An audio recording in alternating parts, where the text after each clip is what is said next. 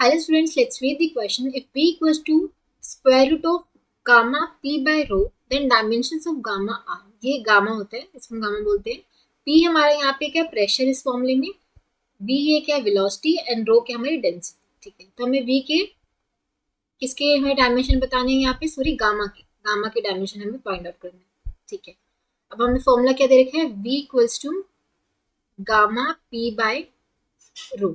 ठीक है, गामा की डायमेंशन बताने हैं. तो यहाँ से हम इसको रीअरेंज करें, दोनों साइड स्क्वायरिंग कर लें, तो V square equals to gamma P by rho हो जाएगा. दोनों साइड स्क्वायरिंग कर ली तो गामा क्या आ जाएगा, इधर जाएगा तो V square rho by P नीचे आएगा. ठीक है, अब गामा के डायमेंशन बताने हैं. According to principle of homogeneity ये फॉर्मूला तभी करेक्ट होगा जब दोनों के डायमेंशन ऑन बोथ साइड्स क्या हो, सेम हो. तो गामा के डायमेंशन और इसके टर्म के डायमेंशन क्या होंगे, सेम होने चाहिए. ओके, सो अब यहाँ से हम क्या कर सकते हैं, तीनों के डायमेंशन निकाल लेते हैं, वेलोसिटी की, रो के और प्रेशर के. वेलोसिटी का डायमेंशन क्या होता है, वेलोसिटी का फॉर्मूला कैसे लिखते हैं हम, डिस्प्लेसमेंट बाय टाइम. ये फॉर्मूला हमने पढ़ा हुआ है वेलोसिटी का. डिस्प्लेसमेंट क्या होता है, shortest distance between nation final position. Distance ही होता है, लेंथ होती है, तो इसके डायमेंशन हो जाता है एल टाइम के टी.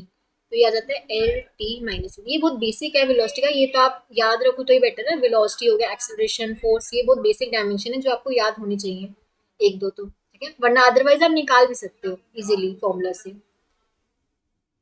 रो की रो क्या होता है, density. Density is mass by volume, mass by volume. ठीक है, मास की डायमेंशन क्या होंगे एम, वॉल्यूम की डायमेंशन क्या हो जाएंगे.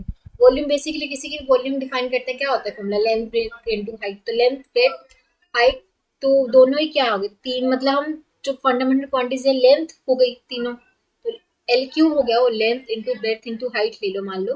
ठीक है, तो लेंथ का भी एल, ब्रेथ का भी लेंथ, हाइट का भी एल, तो ये हो जाता है एम बाई एल क्यूब हो जाता है, क्योंकि तीनों की जो डायमेंशन होगी वो लेंथ ही होगी. ये हो जाएगा मास पर यूनिट वॉल्यूम, तो एम एल माइनस 3 हो गया. अब बचा प्रेशर. प्रेशर का फॉर्मूला हमने पढ़ा, क्या होता है, फोर्स अपॉन एरिया. ये पढ़ा है हमने फॉर्मूला फोर्स का. एरिया तो कहता है लेंथ इंटू ब्रेथ, तो दोनों यहाँ पे लेंथ लेंथ फंडामेंटल क्वांटिटीज होगी, तो लेंथ इंटू लेंथ क्या हो जाएगा हमारा एल स्क्वायर. फोर्स के यूनिट कैसे निकालने के लिए, फोर्स हमें क्या पता है क्या होता है, मास इंटू में एक्सेलरेशन. मास एक्सेलरेशन हम डिफाइन करते हैं change in velocity by time, velocity by time होते हैं. तो मास के डायमेंशन होते हैं हमारे एम, वेलोसिटी के हमने निकाल लिया एल टी माइनस 1 होते हैं, और टाइम के डायमेंशन क्या होते हैं टी. या यहाँ से आ जाता है एम एल टी, ये ऊपर जाएगा -1, तो ये -2 हो जाएगा. तो फोर्स के डायमेंशन क्या होते हैं एम एल टी -2. ये फॉर्मूला आपने पढ़ा होगा न्यूटन सेकंड लॉ से, फोर्स क्या होता है मास इनटू एक्सेलरेशन. तो यहाँ से ये आ जाएगा एम एल 1 है, 2 पर जाएगा तो -2 हो जाएगा, टी -2. ये होएगा एम एल -1 टी -2. तो सबके डायमेंशन हमें पता चल गया. तो गामा के डायमेंशन निकालने के लिए यहाँ पे सबके डायमेंशन पुट करेंगे. वी के डायमेंशन क्या है एल टी -1, इसका स्क्वायर. रो के डायमेंशन एम एल -3, पी के dimension M L -1 T -2.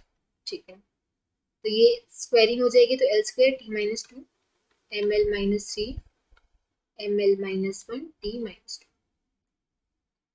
T minus से टी माइनस से कैंसिल हो रहा है, एम से एम भी कैंसिल हो रहा है. ओके, सो एल की पावर देख लेते हैं. एल की पावर में 2 है, -3 है, -1 नीचे तो ऊपर जाके +1 हो जाएगा, तो ये +1 हो जाएगा.